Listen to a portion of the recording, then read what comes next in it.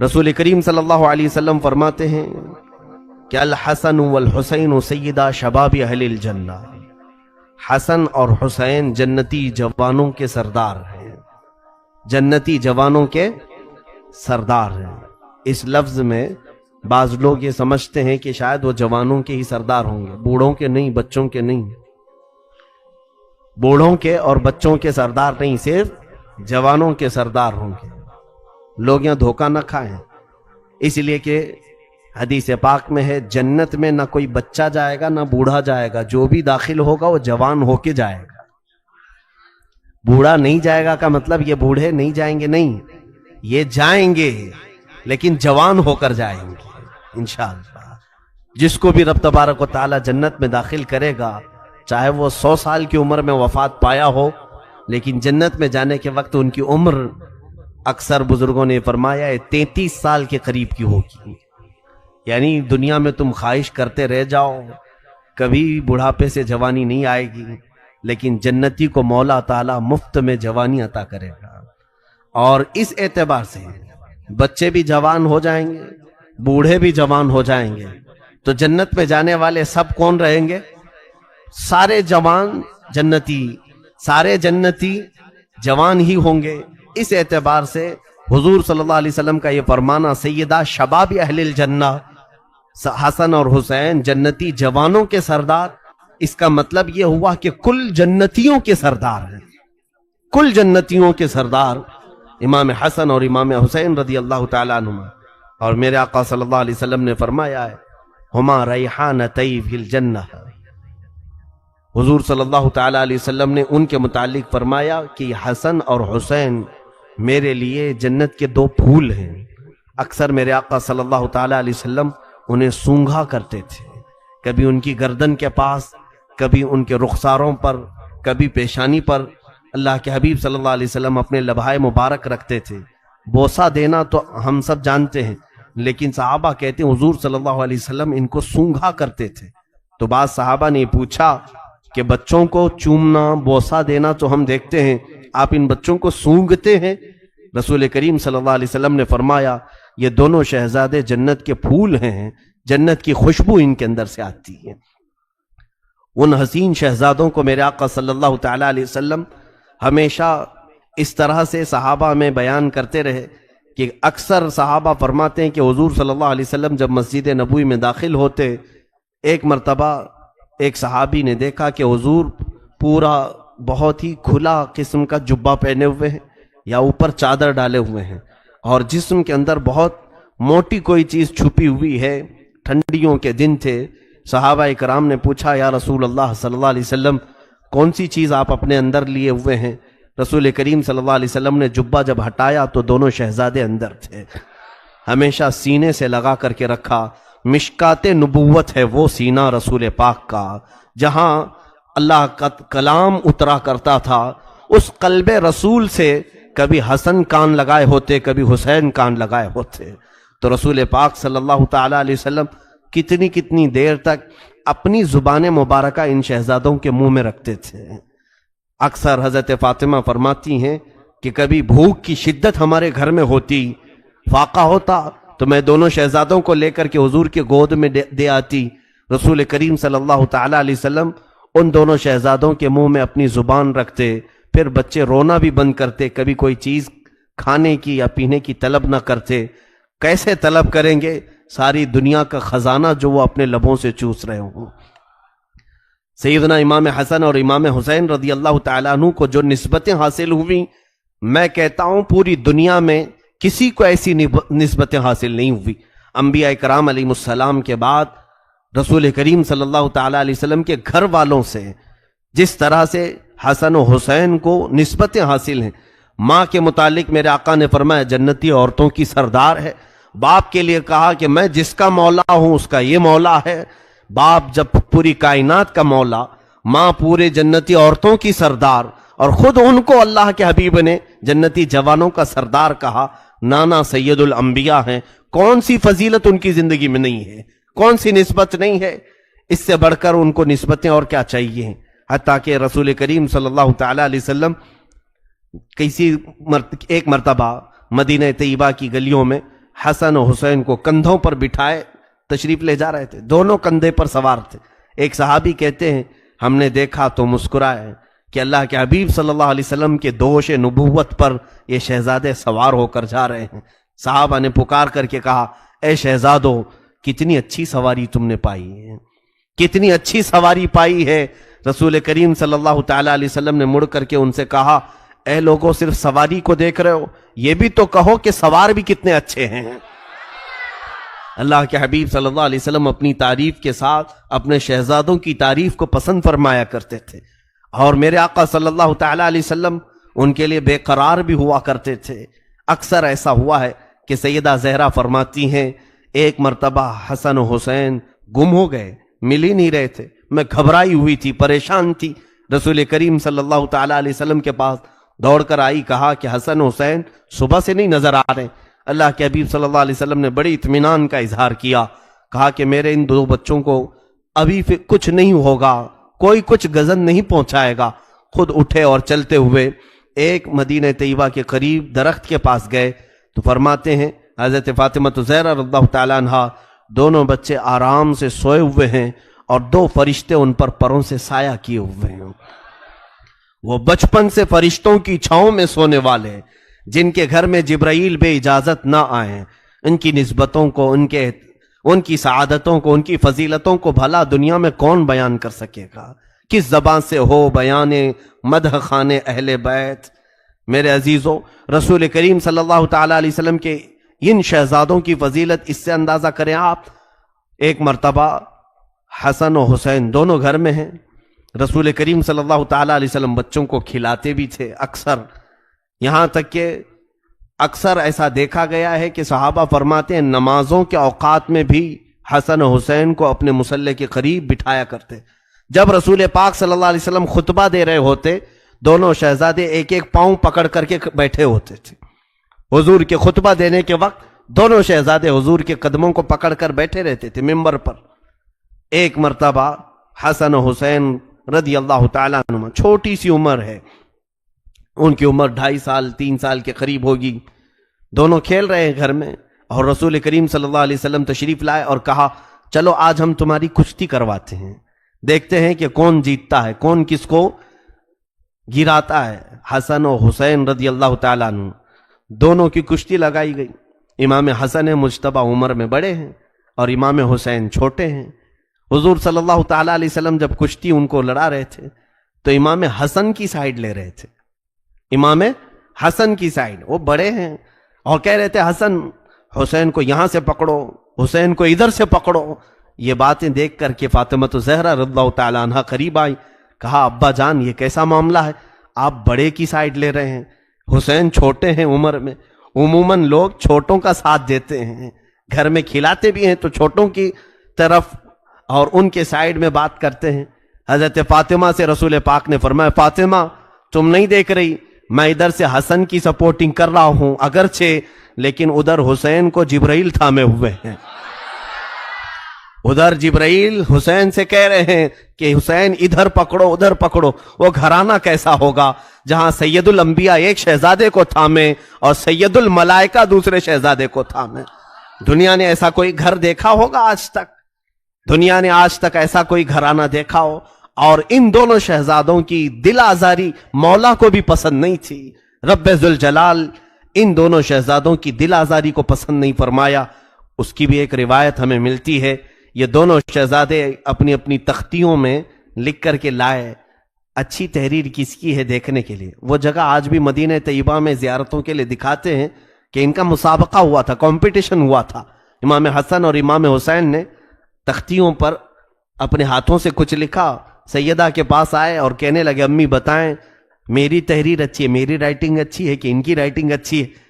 ماں نے دونوں شہزادوں کو دیکھا، دونوں شہزادوں میں کسی ایک کی اچھی بولوں دوسرے کا دل ٹوٹ جائے گا، کسی کے بھی متعلق کہوں۔ انہوں نے کہا کہ یہ فیصلہ اپنے ابا سے کروا لو، علی مرتضیٰ کے پاس۔ دونوں شہزادے وہاں آئے، حضرت علی سے پوچھا تو انہوں نے دیکھا دونوں شہزادوں کو، کس کی اچھی کہوں؟ اگر حسین کی کہوں تو حسن کا برا نہ لگ جائے، حسن کی تحریر کو اچھی کہوں تو حسین کا دل چھوٹا نہ ہو جائے۔ حضرت علی مرتضیٰ نے کہا شہزادوں یہ فیصلہ بڑا گمبھیر ہے. وہ عدالت پر بیٹھنے والے شہسوار علی مرتضیٰ جو بڑے بڑے مسئلوں کو چٹکی میں حل کر دیتے تھے، ان دو شہزادوں کا فیصلہ نہ کرنے کی ٹھان لی اور کہا جاؤ رسول اللہ فیصلہ کریں گے. میرے آقا صلی اللہ علیہ وسلم کے پاس حاضر ہوئے. اللہ کے حبیب صلی اللہ علیہ وسلم نے بھی یہی دیکھا اور پھر آپ کے دل میں بھی یہی خیال آیا. رسول کریم صلی اللہ علیہ وسلم ان شہزادوں کا اتنا خیال کرتے تھے. ظاہر سی بات ہے رسول پاک صلی اللہ تعالی علیہ وسلم نے اپنے سگے بیٹے کو ان شہزادوں پر قربان کیا ہے. حضور کے بیٹے تھے حضرت ابراہیم جو حضرت امام حسین کے ساتھ ہی پیدا ہوئے تھے.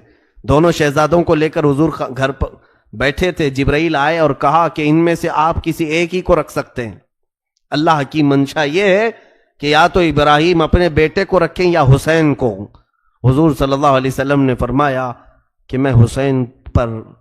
میں ابراہیم پر حسین کو ترجیح دیتا ہوں، میں اپنے بیٹے کو قربان کرتا ہوں. 3 دن کے بعد حضرت ابراہیم کا انتقال ہو گیا، حضور کے بیٹے کا. کیونکہ ابراہیم کے انتقال پر حضور کو غم تو ہوگا لیکن حسین کے انتقال پر پورے اہل بیت کو غم ہوگا. فاطمہ بھی روئیں گی، علی بھی، اور رسول پاک صلی اللہ علیہ وسلم کو بھی. تو اس حسین کا دل کیسے توڑے میرے آقا؟ رسول کریم صلی اللہ تعالی علیہ وسلم نے بارگاہ رب العزت میں اس فیصلے کو پہنچا دیا. اے رب ذوالجلال اس فیصلے کو تو بہتر انداز میں فرما دے. دونوں بچے آج چھوٹی چھوٹی سی تختیاں لے کر کے آ گئے، پوچھ رہے ہیں کہ میری تحریر اچھی ہے، میری رائٹنگ اچھی ہے کہ اس کی رائٹنگ اچھی ہے. رسول خدا صلی اللہ علیہ وسلم نے بھی اس وقت ان دونوں کے لیے کسی ایک کا فیصلہ نہیں فرمایا. کہا شہزادوں رکو، میں اللہ کے حضور اس مسئلے کو اٹھاتا ہوں.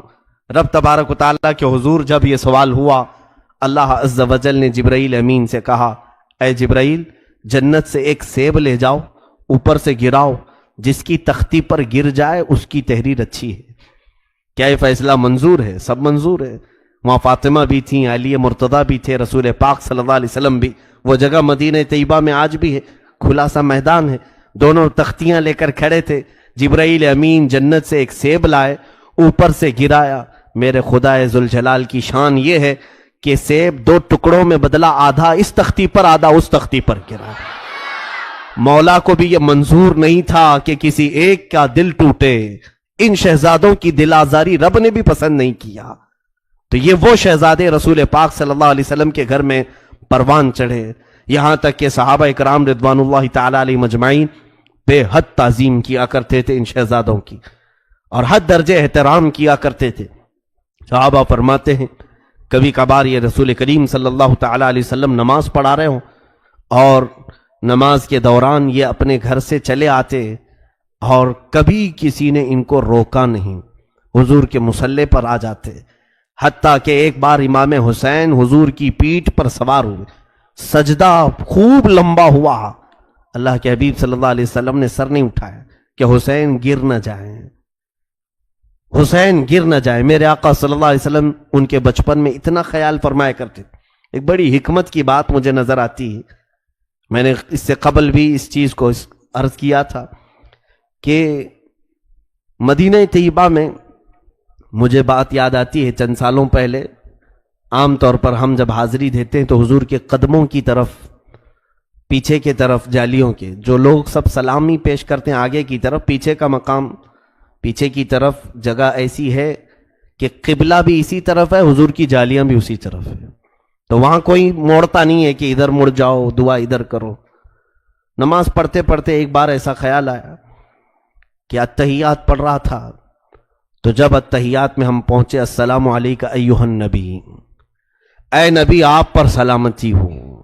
سچ بتاؤں میں آپ کو عرض کر رہا ہوں کہ یہاں نماز پڑھتے پڑھتے التحیات ایسی گزر جاتا ہے، وہاں ایک عجیب سی کیفیت طاری ہوئی کہ جب ہم یہ کہہ رہے ہیں اے نبی آپ پر سلامتی ہو اور جالیاں سامنے ہوں، ویسی نماز کا، اس نماز کا لطف پھر کبھی زندگی میں ملا نہیں کہ رسول کریم صلی اللہ علیہ وسلم سامنے ہوں اور پھر ہم سامنے مخاطب کر کے حضور کو سلام کر رہے ہیں نماز میں. اب یہاں پر ایک بات یاد آتی ہے، صحابہ اکرام کا معمول یہ تھا کہ ان سے پوچھا جائے کہ یہ چھوٹے سے ننھے سے بچے نمازوں میں سامنے آ جاتے تھے، ہمارے بچے آئیں تو تھپڑ مار کر کے نکال دیے جائیں مسجدوں میں. نمازوں میں خرابی پیدا کریں گے تو ہوں، لیکن حسنین کریمین چھوٹی عمر میں جب صفوں میں سامنے آتے تو صحابہ خوش ہو جاتے تھے، صحابہ انہیں ہٹاتے نہیں تھے۔ بعض بزرگوں نے لکھا وجہ یہ ہے کہ وہ صحابہ کا معمول یہ تھا کہ جب اتحیات پڑھتے السلام علیکہ ایھا النبی، ہے نا اتحیات میں السلام علیکہ ایھا النبی، اے نبی آپ پر سلامتی ہو ورحمت اللہ وبرکاتہ، اور اللہ کی رحمتیں اور برکتیں ہو، تو صحابہ سر اٹھا کر مصلی کی طرف دیکھتے اور نبی کونین امام ہوا کرتے، سامنے میرے آقا حاضر ہوا کرتے، اور جب اتحیات کے بعد درود ابراہیمی پڑھتے اللہم صلی علی محمد، اے اللہ درود بھیج محمد صلی اللہ علیہ وسلم پر، اور اس کے بعد کیا لفظ آتا ہے وَعَلَىٰ آلِ سیدنا محمد، اور ہمارے آقا محمد صلی اللہ علیہ وسلم کی آل پر درود بھیج۔ تو صحابہ کا معمول یہ ہوتا کہ جب آل کا لفظ آتا تو حسنین کریمین کی طرف دیکھا کرتے، سلام پیش کرنا ہو تو نبی کی طرف اور درود بھیجنا ہو آل کی طرف تو حسنین کو دیکھا کرتے۔ تو اس کا مطلب یہ ہے کہ ان کا نمازوں میں سامنے ہونا بھی نماز کو خراب نہیں کرتا اور نہ ہی نماز کو کم کرتا ہے۔ اسی لیے امام شافعی رحمۃ اللہ تعالی علیہ نے فرمایا ہے کہ اگر لوگ یہ کہتے ہیں اہل بیت سے محبت کرنے کا نام ہی شیعہ ہے، رافضی ہے، امام شافعی رحمۃ اللہ علیہ نے فرمایا ہے کہ اگر اہل بیت سے محبت کا نام رافضیت ہے، شیعیت ہے، تو سن لو اے لوگوں میں شیعہ ہوں، میں رافضی ہوں۔ یہ بہت بڑا جملہ ہے، کیوں؟ صرف اہل بیت سے محبت کا نام شیعہ نہیں ہے، رافضی نہیں ہے، بلکہ امام شافعی رحمۃ اللہ علیہ نے فرمایا کہ اہل بیت وہ ہیں کہ ان کی فضیلت قرآن میں اتری ہے اور ان پر درود بھیجے بغیر نماز کمپلیٹ نہیں ہوتی، نماز مکمل نہیں ہوتی ہے۔ رسول کریم صلی اللہ تعالی علیہ وسلم کے گھر والوں کو عام گھر والوں کی طرح نہ سمجھیں۔ اللہ کے حبیب صلی اللہ علیہ وسلم نے فرمایا الا ان مثل اہل بیتی کمثل سفینۃ نوح من رکبها نجا ومن تخلف عنها ہلک۔ اللہ کے حبیب صلی اللہ علیہ وسلم فرماتے ہیں میرے اہل بیت نوح علیہ السلام کی کشتی کی طرح ہیں، جو اس میں سوار ہوا وہ نجات پایا اور جو پیچھے رہ گیا وہ ہلاک ہو گیا۔ جو دامانے اہل بیت تھاما رہا انشاءاللہ وہ سرخرو رہے گا، سرفراز رہے گا، کامیاب رہے گا، اور جو ان سے پیچھے ہوا یا ان کی دشمنی کیا، ان سے بغض و نفرت کیا، وہ ہلاک ہو جائے گا۔ حضور نے فرمایا میرے اہل بیت کی مثال کس کی طرح ہے؟ نوح علیہ السلام کی کشتی کی طرح ہے، یہ کشتی نوح کی مانند ہیں۔ رسول کریم صلی اللہ تعالی علیہ وسلم کی یہ عطرت ہیں، میرے آقا نے ہم سب کو عطا کیا ہوا یہ گھرانہ ہے۔ اسی لیے ہمارے امام اہل سنت فاضل بریلوی رحمۃ اللہ تعالی علیہ نے اسی گھرانے کے متعلق یہ فرمایا تھا یا رسول اللہ تیری نسل پاک میں ہے بچہ بچہ نور کا، تو ہے عین نور، تیرا سب گھرانہ نور کا۔ یقیناً وہ نور کا گھرانہ ہے۔ اہل بیت کی گستاخی کفر تک لے جاتی ہے، رسول اللہ کی آل اور ان کی اولاد کی بے حرمتی انسان کو غارت کرتی، تباہ کرتی، اور میرے آقا صلی اللہ تعالی علیہ وسلم ناراض ہوتے ہیں۔ یہاں تک کہ بزرگوں نے فرمایا اہل بیت میں اگر کوئی عمل کی خرابی بھی دیکھو تو اس سے اچھی طرح سے اصلاح کی کوشش کرو، لیکن ان کی بے حرمتی نہ کرو، کیونکہ نسب تو باقی ہے۔ جب تک یا لوگوں کی طرف سے ہو یا اہل بیت سے محبت کرنے والے معتدل لوگوں کی طرف سے ہو، لیکن حسین کا نام ہر کوئی وہاں پر لیتا ہے۔ تھی تو وہ زمین یزیدی لشکریوں کی، فتح تو انہیں حاصل کرنا تھا، کٹے ہوئے لاشیں تھے وہاں پر کوئی نہیں تھا، لیکن لوگ اس وقت فتح مبین اعلان کر رہے تھے، یزیدی لشکر فتح ہو گیا۔ اے ظالموں کہاں ہے وہ تمہاری فتح؟ 14 صدیاں گزر گئی، فتح کا جھنڈا اب بھی کربلا میں حسین کا لہرا رہا۔ آج کربلا کا وہ کوئی میدان وہاں نہیں، بڑی بڑی عمارتیں کھڑی ہیں پورے میدان میں، اور روضہ امام حسین جو بنا ہے اللہ اکبر، اسے حرم حسین کہا جاتا ہے۔ دروازے تک سونے سے کلئی کیے گئے، گنبد پاک کو سونے سے رنگا گیا ہے، اور وہ حسین کا گنبد آج پوری شہر میں اجالا کر رہا ہے۔ کربلا میں ایک ہی قبر میں باقی 70 لوگ دفن ہیں، اور حسین ابن علی رضی اللہ تعالیٰ عنہ اور ننھے علی اصغر ایک قبر میں دفن ہیں، اور قریب ہی تھوڑے فاصلے پر عباس علمبردار بھی دفن ہیں۔ وہاں پر برسوں ان کی قبریں رہی، آج تو وہ روضہ حسین لاکھوں لوگوں کے جمع ہونے کا مرکز بنا ہوا ہے، لاکھوں لوگ وہاں جمع ہوتے ہیں، اور پھر روضہ حسین سے ہم سب تبرک حاصل کرتے ہیں۔ آج بھی ہمارے گھروں میں بچے پیدا ہوتے ہیں تو ہم میں سے آج تک کسی نے یزید نام نہیں رکھا، حسین نام رکھنے پر فخر کرتے ہیں۔ تم ڈھونڈو گے تو محلے میں کوئی نہ کوئی حسین تمہیں مل ہی جائے گا۔ لاکھوں حسین دنیا میں پیدا ہوتے رہے اور ہو رہے ہیں اور قیامت تک ہوتے رہے، لیکن نہ یزید کی نسل باقی ہے، نہ ان لشکریوں کا کوئی نام لیوا باقی ہے۔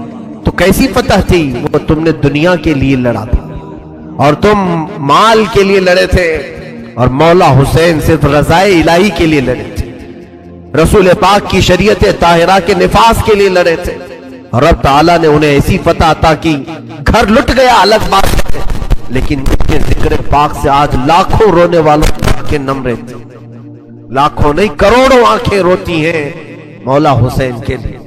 کیا آج ہر گھر میں حسین ابن علی کا تذکرہ نہیں ہوتا؟ مائیں اپنے بچوں کو حسین کے واقعات نہیں سناتی؟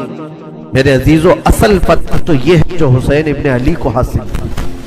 مولا حسین ابن علی رضی اللہ تعالیٰ عنہ کو جو اللہ تعالیٰ نے مقام دیا، اور اسی طرح سے ملک شام بھی ہم نے دیکھا، دمشق کے بازار جہاں مولا کو نیزوں پر لایا گیا تھا، وہاں پر معلوم کیا کہ یزید کی قبر ہے کہاں، تو لوگوں نے بتایا کہ فلاں جگہ ایک دمشق کے لوگ کوڑا کرکٹ جہاں پھینکتے ہیں، کچرا پھینکتے ہیں، اسی کچرے کے اندر کہیں اس کی قبر ہے، لیکن کوئی نشان نہیں۔ تاریخ میں ہے کہ یہ جگہ قبر یزید ہے، اس جگہ پر یزید دفن ہوا تھا، اور اسے ایک بڑی بیماری لگی تھی، اس بیماری میں وہ مرا تھا۔ تو آج تک میرے عزیزوں یزید کی قبر کچرے میں گم ہو گئی، اور مولا حسین کی قبر لاکھوں کی ہدایت کا ذریعہ بنی ہوئی ہے۔ یزید کی قبر کچرے میں گم ہو گئی، اور مولا حسین کی قبر لاکھوں کی ہدایت کا ذریعہ بنی ہوئی ہے۔ تذکرہ امام حسین میں کربلا کے بعد کیا ہوا؟ جب سارے شہید ہو گئے، ان کی لاشوں پر گھوڑے دوڑائے گئے، تو جو لوگ قریب آبادیوں کے لوگ تھے وہ آئے، ان لاشوں کو سمیٹا، کتنوں کو تو انہوں نے دفن کیا اور مولا حسین کو دفن کیا۔ اب بیبیاں خیمے میں تھیں، قیدی بنائی گئی، سیدہ زینب فاطمہ زہرا کی سگی بیٹی، حسین ابن علی کی سگی بہن، زوجات امام حسین بی بی سکینہ ہے، اس خیمے میں چند عورتیں رہ گئیں، اور بیمار زین العابدین ہیں۔ یزیدی لشکر کی طرف سے لوگ آئے اور کہا کہ اپنے ہاتھ آگے بڑھاؤ۔ ہاتھ آگے بڑھائے گئے تو ان کو ہتھکڑیاں ڈال دی گئی، رسول اللہ کے گھر والوں کو ہتھکڑیاں ڈال کر باہر نکالا گیا، خیمے اجاڑ دیے گئے۔ بعض روایات یہ بتاتی ہیں کہ خیموں میں آگ لگا دی گئی۔ جب خیمے جل گئے، شام کا وقت تھا، مغرب کے بعد یہ لٹا ہوا تاخت و تاراج قافلہ کوفہ کی طرف جا رہا تھا۔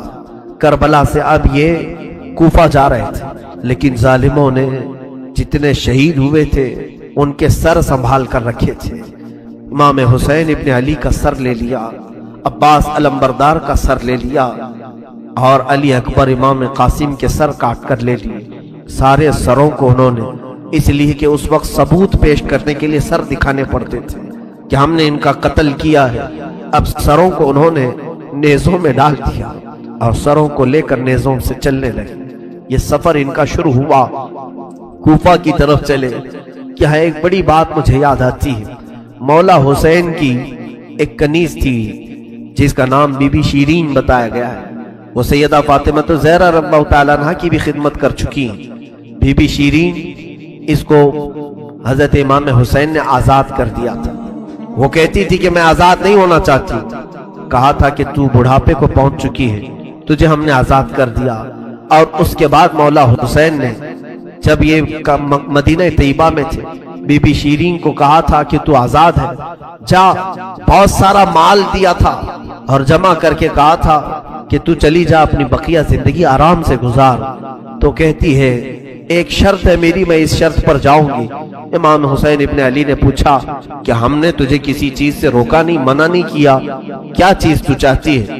بی بی شیرین نے کہا تھا کہ مولا حسین بس چاہتی ہوں کہ میں گھر بنا لوں، گھر میں رہوں، ایک بار آپ اپنے قدم رکھ دینا، ہم غریبوں کے گھر پر ایک بار آپ تشریف لے آئیں، میری وہ معراج ہو جائے گی۔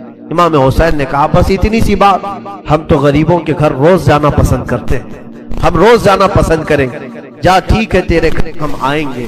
اور بی بی شیرین نے کہا نہیں مولا، میری ایک درخواست یہ ہے کہ آپ اپنے خاندان کے ساتھ آئیں، اپنے شہزادوں شہزادیوں عورتوں کے ساتھ آئیں۔ مولا حسین نے ساری عورتوں سے کہا دیکھو بی بی شیرین کہتی ہے اس کے گھر دعوت ہے، ہم سب آئیں گے۔ اور اس کو بطور مسکراتے ہوئے آپ نے فرمایا بی بی شیرین ایسا نہ ہو کہ ہم آئیں اور تو پہچان ہی نہ سکے، ایسا نہ ہو کہ تو پہچان ہی نہ سکے۔ قدموں میں گر گئی، کہا کہ میں آپ کے گھر کی کھائی ہوئی، میں آپ کی پروردہ، کبھی آپ کو نہ پہچانوں، ایسا کیسے ہو سکتا ہے؟ وہ خاتون گئی، کوفہ کے قریب ایک چھوٹی سی بستی میں گھر بنایا، بڑا اچھا سا گھر بنایا، اور اس کی بستی والے بھی اس کی بڑی عزت کرتے تھے کہ یہ فاطمہ کے گھر کام کی ہوئی عورت ہے، حسین ابن علی کے گھر کام کی ہوئی عورت ہے۔ وہ ہر گھر میں جاتی تھی، بستی والوں سے کہتی تھی لوگوں دیکھنا میں نے گھر بنایا اور پیغام بھیج دیا ہے، فاطمہ کے لاڈلے شہزادہ رسول امام حسین نے مجھے وعدہ کیا ہے ایک بار وہ میرے گھر تشریف لائیں گے۔ بستی والے کہتے تھے کیا تیری قسمت ہے کہ تیرے گھر مولا حسین آنے کی بات کر چکے ہیں، رسول اللہ کا شہزادہ تیرے گھر آئے گا۔ سب اس کی گاؤں میں بڑی عزت تھی، لوگ کہتے تھے کہ اس کی بات پر حسین آنے والے ہیں۔ ایک بار جیسے ہی بی بی شیرین کو خبر ہوئی کہ امام حسین مدینہ سے مکہ نکل چکے ہیں اور مکہ سے کوفہ آنے والے ہیں، جیسے یہ خبر ملی تو اس نے پیغام بھجوایا اور پھر اپنے گھر کو رنگ و روغن کرنا شروع کر دیا اور کمرے سجائے کہ مولا حسین کا قافلہ آ رہا ہے اور کوفہ جانے والے ہیں اور میرے گھر پر ٹھہریں گے۔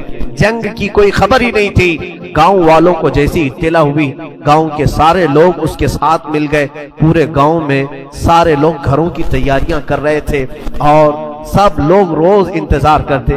بی بی شیرین پہاڑ کے ایک چوٹی پر صبح سے شام تک بیٹھتی، ہر آنے جانے والے قافلے والے کو دیکھتی جو مکہ سے کوفہ کے لیے آ رہا ہے جا رہا ہے، دیکھتی انتظار کرتی اس میں امام حسین اپنے گھر والوں کے ساتھ آنے والے نہیں آئے۔ کئی دن گزر گئے اور اسی زمانے میں ایک رات ایسی آئی کہ اس کے گھر ایک عورت آئی، کہا بی بی شیرین اٹھو جلدی۔ کہا کیا؟ کہ حاکم بصرہ ابن زیاد کا لشکر بہت بڑا لشکر ہے اور وہ لشکر باہر آیا ہوا ہے، تیرا بڑا گھر ہے، وہ چاہتے ہیں کہ آج کی رات تیرے گھر میں گزارے۔ کہا کون لوگ ہیں، کیوں آئے ہیں؟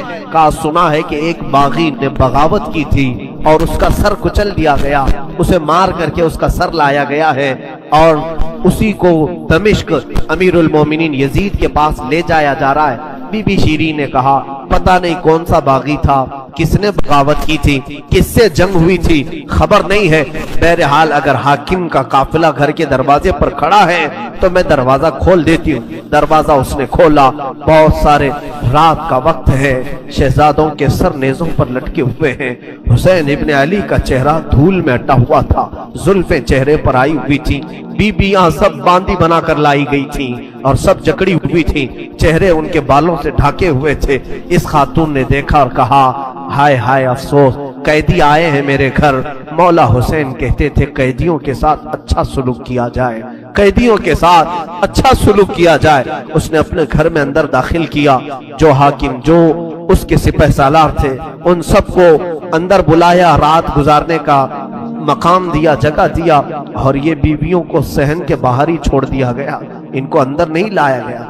اور اس خاتون نے کہا ان قیدیوں کو بھی تو لاؤ، میرا گھر کافی بڑا ہے، میں اندر سلا لوں گی۔ اسے اب تک یہ خبر نہیں تھی یہ لٹا ہوا قافلہ ہے کس کا، آخر یہ لٹا ہوا قافلہ کس کا آیا ہے۔ رات کے وقت اس نے کھانا بنایا، سارے فوجیوں نے کھانا کھا لیا تو بی بی سے کہا ان قیدیوں کو کھانا مت دینا، وہ کھانے کے مستحق نہیں۔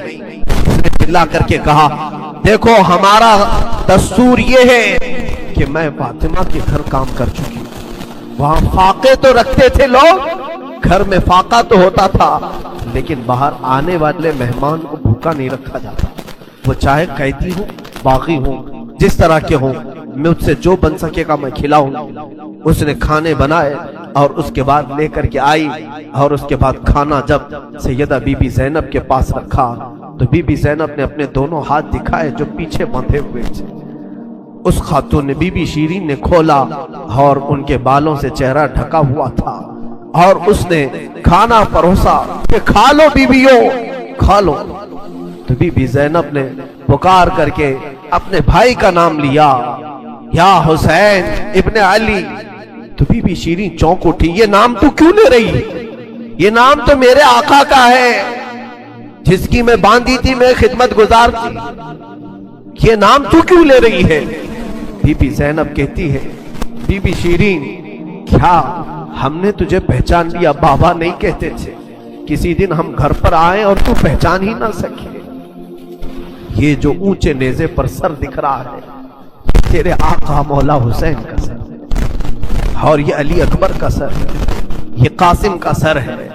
بی بی زینب پکارتی گئی.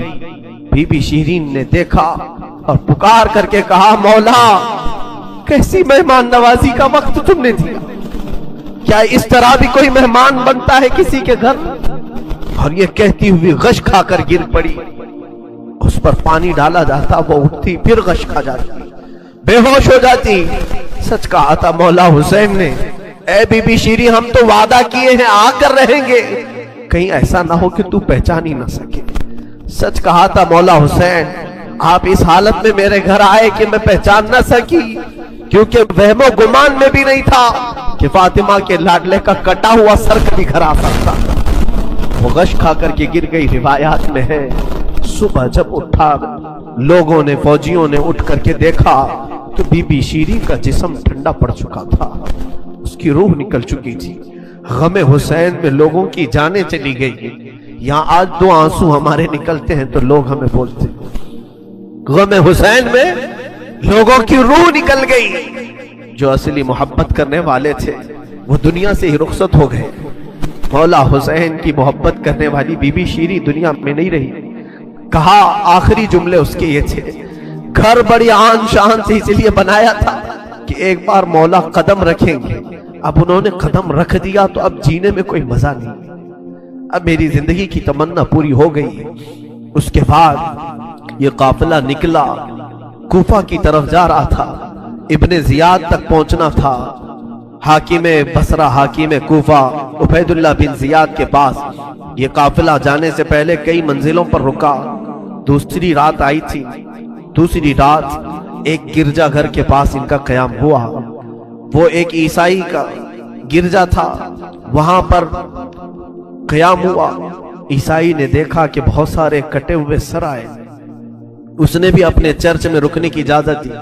ہائے افسوس عیسائی بھی رحم کھا رہے ہیں. کیسے وہ مسلمان تھے جو رسول اللہ کے گھر والوں پر رحم نہ کھا سکے. عیسائی نے رکنے کا وہاں پر رکنے کی اجازت دی. اس کے بعد کہا رات کو اس نے کہا کہ یہ جو سروں پر یہ جو نیزوں پر سر ہیں کیا یہ ہمیں ایک رات کے لیے دو گے؟ لوگوں نے کہا لے لو لے لو لیکن امانت کے ساتھ واپس کرنا کہ یہ ہمیں دمشق پہنچانا ہے. اس نے سر حسین کو لیا دھول کو صاف کیا اس لیے کہ اسے دور سے اس چہرے میں کچھ چمک نظر آ رہی تھی. اس عیسائی راہب نے رات کے وقت دیکھا ایک تخت پر رکھ کر کے سر حسین کا غور سے مطالعہ کرنے لگا اور اپنی پرانی کتابوں سے ملانے لگا. پرانی کتابیں پڑھتا تھا اور چہرہ دیکھتا تھا بار بار دیکھتا تھا. پھر چیخ کر کے کہا ہاں میں اپنے مقام کو پہنچ گیا اس لیے کہ مقدس کتابوں میں لکھا ہوا ہے نبی کے آخری نبی کا نواسا ظلمن قتل کیا جائے گا اور اس راستے سے جائے گا اور یہاں کی گرجا میں اگر رکے تو گرجا میں جو خدمت گزار ہے وہ اس کی خدمت کرے مولا اسے جنت عطا کرے گا. ایک بات ہے میں یہاں پر کلیئر کر دیتا ہوں. بعض ایسے لوگ ہیں جو تحقیقات کی بنیاد پر یہ کہتے ہیں کہ یزید تو افسوس کر رہا تھا امام حسین کے قتل پر وہ راضی نہیں تھا. ہم کہتے ہیں یہ قتل ہو جانے کے بعد آنسو بہانا اور راضی نہ ہونے کا ڈھونگ کرنا یہ بات الگ ہے. اگر یزید حقیقت میں راضی نہیں تھا تو امام حسین کے قتل کے سلسلے میں جتنے کوفہ میں گئے تھے ان کو پکڑ کر سزا بھی تو دے سکتا تھا، لیکن سزا کسی کو نہیں دی گئی۔ اس کا کیا مطلب ہے؟ ایک طرف تم رو کر کے لوگوں کو بتا رہے ہو کہ میں اس سے راضی نہیں تھا، اگر تم راضی نہیں تھے تو عبید اللہ بن زیاد، عمرو بن سعد، شمر، خولی، یہ جن لوگوں نے مولا حسین کے ساتھ ظلم کیا اور ان کے بچوں کو مارا ہے، یزید بھرے دربار میں بلا کر کہتا کہ انہوں نے میری رضا کے خلاف کام کیا ہے، رسول اللہ کے بیٹے کا قتل کیا، لہٰذا ان کا قتل ہوگا، کہیں تاریخ میں نہیں ملتا ہے۔ تو لہٰذا یہ ڈھونگ رچانا یہ ایسا ہی ہے میرے عزیزو کہ صرف اتنا بیان دے دینا کہ ہمیں کھیت ہے، ہمیں افسوس ہے، یہ تو پولیٹیشین جیسے آج بھی کرتے ہیں، سیاسی لوگ، قتل ہو جائے، پورا کا پورا گاؤں جل جائے، اور اس کے بعد تم ایک سٹیٹمنٹ دے دو کہ ہمیں کھیت ہے، ہمیں افسوس ہے اس بات کا۔ تو کیا اتنا کہہ دینے سے ساری چیزیں ختم ہو جائیں گی؟ اسی لیے میں نے تقریر کی شروع میں ہی کہا، لمحے نے خطا کی، صدیوں نے سزا پائی۔ کبھی ایک لمحہ خطا ہو جاتی ہے اور اس کی سزا قیامت تک قائم رہتی ہے۔ یہی یزید نے کیا، 3 سالہ دور تھا اس کا، صرف تاریخ میں موجود ہے، اس کی حکومت صرف 3 سال چلی، لیکن ان 3 سالوں کے اندر جو اس نے ہولناک یہ حادثہ کیا ہے، تو اس کی مذمت اور اس کی وجہ سے اس پر لعنت یہ صدیوں تک جاری رہے گی۔ امام حسین کا سر مبارک جب آیا وہاں پر تو عجیب حالات تھے، کچھ صحابہ بھی وہاں موجود تھے، انہوں نے یہ روایت بھی بیان کی ہے۔ دمشق کے دربار میں جب امام حسین کا سر لایا گیا، اس وقت سیدہ زینب رضی اللہ تعالی عنہا نے ایک خطبہ دیا تھا وہاں یزید کے دربار میں، پردے میں تھیں لیکن انہوں نے حالات بیان کیے تھے، وہ کرب ہے، وہ درد ہے ان کے خطبے میں، انہوں نے جھنجھوڑ رکھا تھا، حتیٰ کہ جو یزیدی دربار میں کھڑے تھے وہ بے اختیار رونے لگ گئے تھے، چاہے جیسا بھی پتھر دل ہو لیکن پگھل گیا تھا۔ تو یزید نے یہ دیکھا کہ ہمارے یہاں پر حالات خراب نہ ہو جائیں، اس نے یہ سارا نظام بند کروا دیا، لوگوں کو باہر کروا دیا۔ تو امام حسین کے سر کو بار بار وہ چھڑی لگا کر بات کرتا تھا، اور اس کے بعد تاریخ میں یہ موجود ہے کہ امام حسین رضی اللہ تعالیٰ عنہ کا سر مبارک، اس میں روایات میں اختلاف ہے، بعض نے کہا امام زین العابدین کے ساتھ مدینہ طیبہ لایا گیا، بعض میں شہر عسقلان میں رکھا گیا جو ملک شام کا ایک علاقہ ہے، تہخانے میں رکھا گیا تھا، اور تقریباً 450 سال کے بعد وہاں سے مصر لایا گیا قاہرہ میں۔ قاہرہ میں آج بھی امام حسین کا سر مبارک دفن ہے، جو وہاں کی تحقیقات ہیں وہ جہاں پر بھی ہے، لیکن ایک بات تو طے ہے، اللہ تبارک و تعالیٰ نے ان کے متعلق فرمایا ہے کہ ان کو مردہ نہ کہو، وہ جہاں ہیں زندہ ہیں، شہید ہیں۔ اب جب مدینے یہ قافلہ آیا تو بڑا غمگین ماحول تھا پورے مدینے کا، مدینے والوں کو پہلے سے خبر تھی۔ حضرت ام سلمہ رضی اللہ تعالیٰ عنہ میرے آقا صلی اللہ علیہ وسلم کی ایک زوجہ ہیں، حضور کی بیوی۔ ایک مرتبہ حضور اکرم صلی اللہ تعالیٰ علیہ وسلم بیٹھے ہوئے تھے، اچانک آپ کی آنکھوں میں آنسو آئے۔ حضرت ام سلمہ نے پوچھا، یا رسول اللہ صلی اللہ علیہ وسلم، یہ آنسو کس بات کے؟ کہا کہ مجھے جبرائیل نے آ کر یہ خبر دی ہے کہ میرے اس لخت جگر فاطمہ کے بیٹے کو میری امت شہید کر دے گی، مار ڈالے گی، مجھے اس بات کا قلق ہے، دکھ ہے۔ اور جبرائیل نے ایک شیشی میں مجھے مٹی لا کر کے دی، وہ اس کربلا کے میدان کی، اور وہ حضرت ام سلمہ کو دے دیا۔ حضور نے کہا کہ یہ شیشی سنبھال کر کے رکھنا، جس دن دیکھنا کہ اس کی مٹی لال ہو گئی تو سمجھ لینا کہ میرا بیٹا شہید ہو گیا۔ تو حضرت ام سلمہ رضی اللہ تعالیٰ عنہ اس وقت موجود تھیں، باحیات تھیں، رسول اللہ صلی اللہ علیہ وسلم کی زوجہ۔ وہ کہتی ہیں کہ وہ شیشی میں نے رکھی تھی، اور جس دن یہ کربلا کا واقعہ پیش آیا اس دن انہوں نے خواب بھی دیکھا حضور صلی اللہ تعالیٰ علیہ وسلم کو، کہ نبی کریم صلی اللہ تعالیٰ علیہ وسلم گرد و غبار جھاڑتے ہوئے، اپنے لباس کو جھٹکتے ہوئے تشریف لا رہے ہیں۔ تو حضرت ام سلمہ نے حضور کو خواب میں دیکھ کر پوچھا، یا رسول اللہ صلی اللہ تعالیٰ علیہ وسلم، کون سے لمبے سفر سے آپ تشریف لا رہے ہیں کہ گرد و غبار آپ جھاڑتے ہوئے تشریف لا رہے ہیں؟ میرے آقا صلی اللہ تعالی علیہ وسلم نے فرمایا، اے ام سلمہ، میری امت کے اشقیاء نے میرے بیٹے کو اور میرے خاندان کو کاٹ دیا، قتل کر دیا کربلا کے میدان میں۔ ان کی سب کی لاشیں میں جمع کرتا کرتا سب کو دیکھتا ہوا وہاں سے آ رہا ہوں، کربلا کے میدان سے تھکا ہوا۔ حضرت ام سلمہ کہتی ہیں کہ میں گھبرا گئی، یہ خواب دیکھی تھی رات کو۔ صبح وہ جلدی اٹھتی ہیں، یہ عاشورہ کا دن تھا۔ وہ فرماتی ہیں کہ میں جلدی سے جا کر اس شیشی کو یاد کرتی ہوں جو میرے آقا صلی اللہ علیہ وسلم نے مجھے زندگی میں دیا تھا۔ وہ ویسی ہی سنبھالی رکھی ہوئی تھی، جا کر دیکھا تو اس شیشی کے اندر مٹی نہیں، پورا خون جمع تھا۔ حضرت ام سلمہ کہتی ہیں میں نے مدینے والوں کو اسی دن اطلاع دے دی کہ اے اہل مدینہ، رسول اللہ کا بیٹا شہید ہو گیا۔ اس وقت کوئی ٹیلی گرام نہیں تھا اور نہ ہی کوئی ایسی تیز خبریں لانے والا انٹرنیٹ یا موبائل یا فون کا سسٹم تھا، مواصلات تو نہیں تھے۔ خبریں جو آتی تھی کوئی قاصد خبر لے کر کے آتا تب پتہ چلتا، وہ بھی خبریں کبھی 8 دن کے بعد 10 دن کے بعد پہنچتی تھی۔ لیکن مدینے والوں کو اسی دن خبر پہنچ گئی تھی کہ امام حسین کا قتل ہو گیا۔ یہ حضرت ام سلمہ نے خبر دی تھی۔ مدینے والوں نے آ کر کے پوچھا کہ یہ حالات ایسے ہو گئے۔ اس کے بعد پھر اس دن سے لے کر ہر دن مدینے والے انتظار میں رہتے کہ رسول اللہ کا یہ خاندان اہل بیت کب یہ واپس مدینے آئیں گے۔ تو ملک شام سے وہ لوگ واپس جب مدینے آ رہے تھے تو پورا مدینہ باہر نکل گیا تھا، پورا مدینہ باہر نکل گیا تھا۔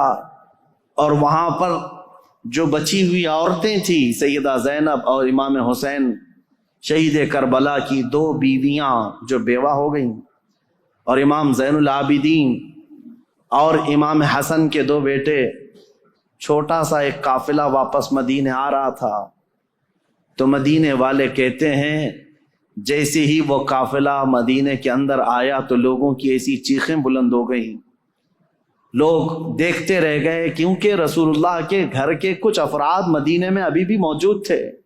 حضرت بی بی سغرا اور امام حسین کی اور ایک بیوی یہاں پر موجود تھی۔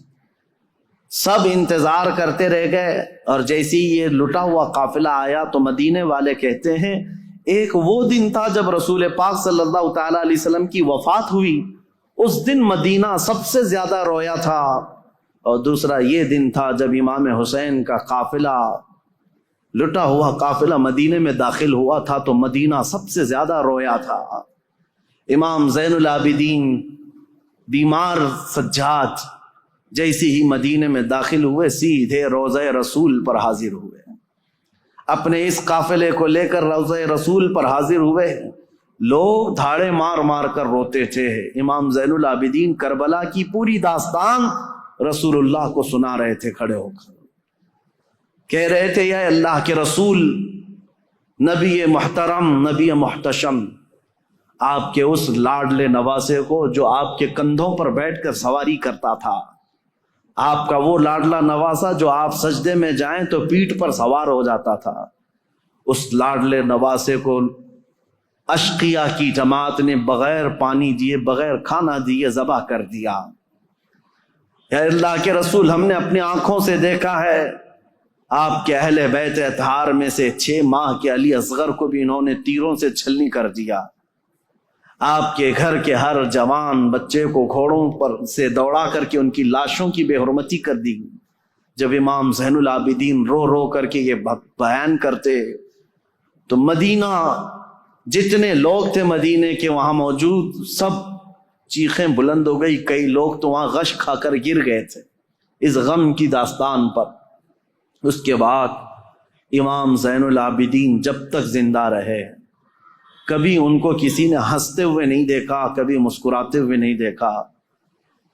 بعض روایتیں بتاتی ہیں کہ امام زین العابدین رضی اللہ تعالیٰ عنہ کو لوگ ہنسانے کی کوشش کرتے، کہتے کہ وہ حالات ہو گئے ختم، اب تو آپ معمول کے حالات پر آ جائیں۔ آپ یہی فرماتے کہ جس کے سامنے اس کے گھر کے سارے افراد کو 3 دن کی پیاس اور بھوک کے بعد ٹکڑے ٹکڑے کر دیے گئے ہوں، اور تم اس شخص سے ہنسنے کی امید رکھتے ہو، اس سے مسکرانے کی امید رکھتے ہو۔ امام زین العابدین کو کبھی کسی نے مسکراتے نہیں دیکھا. کبھی وہ کسی قصاب کی دکان کے پاس سے گزرتے تو روتے کھڑے ہو جاتے ہیں. قصاب دکانوں پر جیسی امام زین العابدین آتے گوشت پر چادر اڑا دیتے تھے، اور لوگ یہ کہتے کہ وہ کچا گوشت دیکھتے ہیں تو رو پڑتے ہیں کہ میرے گھر کے خاندان کے سارے افراد کا گوشت اسی طرح سے بکھرا ہوا تھا. وہ کسی ذبح کرتے ہوئے جانور کو دیکھتے تو رو پڑتے تھے، ان کی آنکھوں سے آنسو نکل آتے ہیں، اور یہی کہتے ہیں کہ لوگ تو جانوروں کو پانی پلا کر ذبح کرتے ہیں، میرے باپ کو لوگوں نے 3 دن کی پیاس کے بعد ذبح کیا تھا. تو ان کے غم کے برابر تو میں سمجھتا ہوں دنیا کا غم ہی نہیں ہے امام زین العابدین کا. لیکن میرے عزیزو، قرآن کی یہ آیت بالکل برحق ہے. میرا مولا فرماتا ہے وَمَا اللَّهُ بِغَافِلٍ عَمَّا يَعْمَلُ الظَّالِمُونَ، اللہ ظالموں کے کام سے غافل نہیں ہے، بے خبر نہیں ہے. ہر ظالم اپنے انجام کو پہنچے گا ضرور. حالات کروٹ لیتے ہیں. یزید کا دور حکومت ختم ہو گیا، اس کے بعد یزید کا بیٹا معاویہ تخت نشین ہوا. 6 مہینے صرف خلافت چلی، اس کے بعد یہ خاندان کی وراثت ہی ختم ہو گئی. معاویہ کے بعد، یعنی یزید کا بیٹا جو معاویہ تھا، اس کے بعد پھر اس خاندان میں خلافت ہی ختم ہو گئی. مروان کی حکومت چلی، مروان کے بیٹوں کی حکومت چلی. لیکن اس اثنا میں ایک شخص مختار ثقفی نام سے کوفہ کی سرزمین سے ابھرتا ہوا ایک نوجوان نکلا.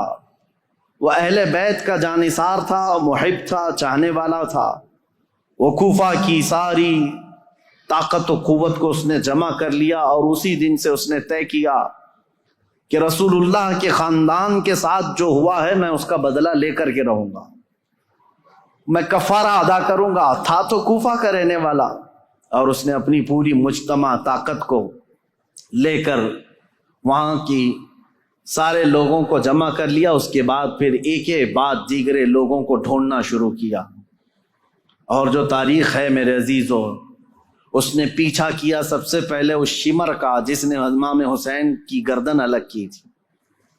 اور ایک لمبا واقعہ ہے، میں مختصراً یہ بتاتا ہوں. وہ شمر چھپتا چھپاتا کوفہ چھوڑ دیا، جا کر کے ایک کھیتی میں رہنے لگا، اور اس کے بعد پھر وہاں سے بھی چھپ کر کے کسی کسان کے ساتھ رہتا تھا. لیکن مختار ثقفی نے قسم کھا لی تھی کہ ہر اس شخص کو میں قتل کروں گا جو کوفہ سے نکل کر کربلا کے میدان میں امام حسین کے مقابل میں گیا تھا. اور جتنے گئے ہوئے تھے ان کو چن چن کر کے وہ قتل کرتا گیا، مارتا گیا.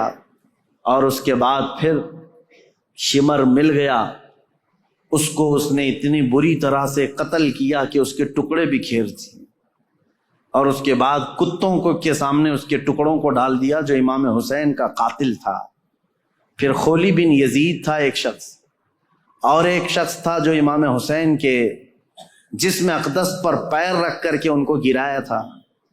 وہ تو پہلے ہی مر گیا. تو مختار ثقفی نے کہا کسی بھی کوفی کو مرنے کا بھی حق نہیں ہے بغیر سزا لیے ہوئے. اس نے اس کی قبر کھدوا دی، اور اس کے بعد اس کی لاش کو جلوا دیا. کہا یہ عبرت ہے لوگوں کے لیے. اور اس کے بعد عبید اللہ بن زیاد جو گورنر تھا، اس کی جنگ ہو گئی ابراہیم ایک اور گورنر بصرہ کے گورنر کے ساتھ، اور وہ حاوی ہو گیا. عبید اللہ بن زیاد کی فوج ماری گئی. پھر عبید اللہ بن زیاد گرفتار ہو کر کے آیا تو مختار ثقفی گیا اور کہا کہ یہ شخص میرے حوالے کرو. یہی ہے پورے کربلا کی داستان کا اصل مجرم. کوفہ کا گورنر بن کر کے آیا، امام مسلم کو قتل کیا، ہانی بن عروہ کو قتل کیا، اور اسی نے بھیجا تھا کربلا میں. پھر عبید اللہ بن زیاد کو اس نے گرفتار کر کے چوراہے پر کھڑا کیا، اور اس کے بعد اس کے ساتھ بھی وہی حشر ہوا میرے عزیزو جس کو بیان نہیں کیا جا سکتا. کہ وہ موت مانگتا تھا لیکن کوئی اس کو وہاں پر مکمل قتل کرنا بھی نہیں چاہتا تھا. اور مختار ثقفی اس کی انگلی کاٹتا اور اس کے بعد کہتا کہ درد کیسا لگتا ہے. کبھی اس کا کان کاٹتا اور کہتا درد کیسا لگتا ہے. تو نے رسول اللہ کے چھوٹے چھوٹے بچوں کو قتل کیا، آج تیری انگلی کٹنے پر تو گوارا نہیں کر پاتا، برداشت نہیں کر پاتا۔ اس حسین ابن علی نے کیسے گوارا کیا ہوگا جب 6 مہینے کے بچے کی گردن میں تم نے تیر ڈال دیا تھا۔ کئی دنوں کی اس مشقت کے بعد عبید اللہ بن زیاد کو بھی قتل کر دیا گیا، ختم ہو گیا، اور جتنے گئے ہوئے تھے عمرو بن سعد سب مارے گئے، ایک بھی نہیں بچا۔ یہاں تک کہ یہ سلسلہ تقریباً 3 یا 4 سال تک چلا۔ مختار ثقفی کو جتنے لوگوں کی لسٹ تھی اس نے ایک بندے کو بھی نہیں چھوڑا۔ اسی لیے یہ تاریخ میں بات رقم ہے کہ کربلا کے میدان میں جتنے بھی مقابل میں آئے تھے، عبید اللہ بن زیاد کی اغوائی میں آنے والی یہ پوری جماعت 22,000 کی، ان میں سے ایک شخص بھی نہیں بچا، اور تاریخ میں ساتھ یہ بھی لکھا گیا ہے ان میں سے کسی ایک کی نسل بھی نہیں چلی، کسی ایک کی نسل بھی نہیں چلی۔ اب یہاں دیکھیے تاریخ کا کیسا عجیب منظر ہے، 22,000 ختم ہو گئے 4 سال کے اندر اور نسل بھی نہیں چلی، اور امام حسین کے ٹکڑے کر دیے گئے، لیکن نسل 14 صدیوں سے اب بھی چل رہی ہے، اب بھی چل رہی ہے۔ حسینی سادات ہر جگہ موجود ہیں میرے عزیزو۔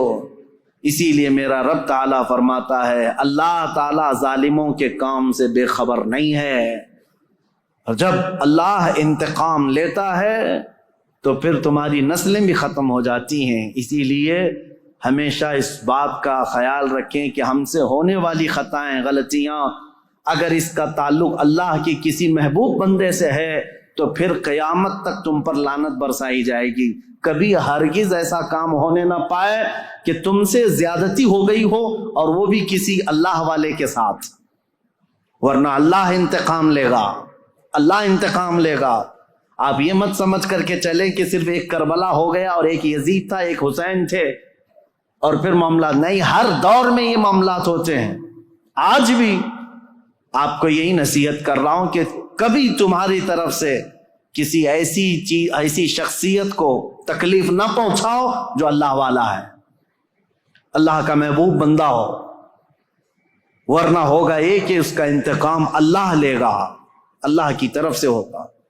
ایک مشہور بزرگ ہیں، وہ حضرت شیبہ، مجذوب بزرگ تھے، بیٹھے رہتے تھے بازار میں، اور ایک بڑے سیٹھ آدمی نے اپنی بیوی کو شاپنگ کے لیے لایا، اور اس کے بعد وہ اس کی عورت کو عمدہ لباس پہنا کر کے بازار میں چل رہا تھا۔ یہ جو حضرت شیبہ ہیں، بزرگ ہیں، ان کا پیر کیچڑ میں ایسے گر گیا تو کیچڑ اچھل کر کے بیگم کی لباس پر کیچڑ آ گیا، تو سیٹھ کو بڑا غصہ آ گیا کہ میری بیگم کے نئے نئے کپڑے جو ہے نا کیچڑ میں خراب ہو گئے، اور یہ بوڑھا شخص اس نے ایسا کیا، تو آیا زوردار 2 تماچے لگا دیا اس بزرگ کو، حضرت شیبہ کو۔ پاگل دیوانہ کہیں کا، نظر نہیں آتا، کیچڑ میں پیر ڈال دیا، میری بیگم کے مہنگے لباس کو تو نے گندا کر دیا۔ اس بزرگ نے کچھ نہیں کہا، بابا معاف کر دو، غلطی سے میرا قدم گر گیا۔ کہا کیسی غلطی؟ دامن پکڑ کر کے کھینچنے لگا۔ بیگم آئی اور کہا چھوڑ دو، یہ اللہ والے ہیں، ان کے بارے میں لوگ جانتے ہیں۔ کہا کہاں کا اللہ والا، کیسا اللہ والا؟ اس کو دکھاوا تھا، اس سیٹھ کو اپنی بیگم کے سامنے اپنی پہلوانی دکھانی تھی، مارا توڑا سب کیا، گھر گیا۔ اسی شام کو گھر کے اوپر سیڑھیوں سے اس کا پیر پھسلا، نیچے گرا، اور ایسا گرا کہ سر کا کھوپڑی باہر آ گئی، بھیجا باہر آ گیا، جگہ پر انتقال ہو گیا۔ یہ واقعہ میں اس لیے بتا رہا ہوں، مکافات عمل کیا ہے۔ اس کی بیگم نے ہلہ کرنا شروع کیا کہ یہ معاملہ اسی وجہ سے ہوا، آج اس بزرگ کو اس نے مارا، اسی وجہ سے میرا شوہر آج مر گیا۔ لوگ جمع ہوئے، سب کے پاس یہ عورت یہی کہتی تھی کہ اسی وجہ سے ہوا ہوگا، اسی وجہ سے ہوا ہوگا۔ لوگوں نے کہا چلو ہم پوچھتے ہیں ان سے، کیا آپ نے ایسی بد دعا کر دی اس بندے کو کہ مر ہی گیا بیچارہ؟ تو ایک حلوائی کی دکان پر یہ بیٹھے ہوئے مل گئے، لوگ آئے جو ذمہ دار تھے گاؤں کے، کہا کہ بابا اس نے 2 تھپڑ کیا لگائے، آپ نے اس کو ایسی بد دعا کر دی کہ اس کی تو جان چلی گئی، وہ تو ختم ہی ہو گیا۔ کہا کیسے ہوئے؟ لوگوں نے بتایا سیڑھیوں سے گرا اور نیچے گرا تو بھیجا ہی باہر آ گیا، مر گیا۔ اس بزرگ نے کہا اللہ کی قسم، اللہ گواہ ہے، میں نے کوئی بد دعا نہیں کی، اللہ کی قسم دیتا ہوں، تم مجھ سے جو حلف لینا چاہو لے لو، میں نے کوئی بد دعا نہیں کی ہے۔ لوگوں نے کہا لیکن اس کی عورت تو یہی کہہ رہی ہے کہ آپ کو آج اس نے مارا تھا 2 تھپڑ اور آپ کی بد دعا سے وہ ہلاک ہو گیا، پھر ایسا کیسے ہو گیا ہے؟ اس بزرگ نے ہنستے ہوئے کہا کہ بیٹا بد دعا تو میں نے نہیں کی، میں تو معاف کر دیا، لیکن دستور ہے دوست کو پہنچی ہوئی تکلیف دوست برداشت نہیں کرتا، میں تو معاف کر دیا، میرا دوست جو اللہ ہے وہ گوارا نہیں کرتا، اس کے کسی ولی سے تم نے دشمنی کی تو خود فرماتا ہے میں اس کے ساتھ جنگ کا اعلان کرتا ہوں۔ اسی لیے ہمیشہ اس بات کا لحاظ رکھیں میرے عزیزو، ہمارے کسی عمل سے اللہ والوں کو تکلیف نہ ہو۔ دیکھو رسول اللہ کے اہل بیت یہ اللہ والے تھے، امام حسین، تکلیف پہنچی تو آج تک وہ یزیدی ذلیل ہیں اور لعنت کے پھٹکار ان پر برس رہے ہیں اور صبح قیامت تک ہوتے رہیں گے انشاءاللہ۔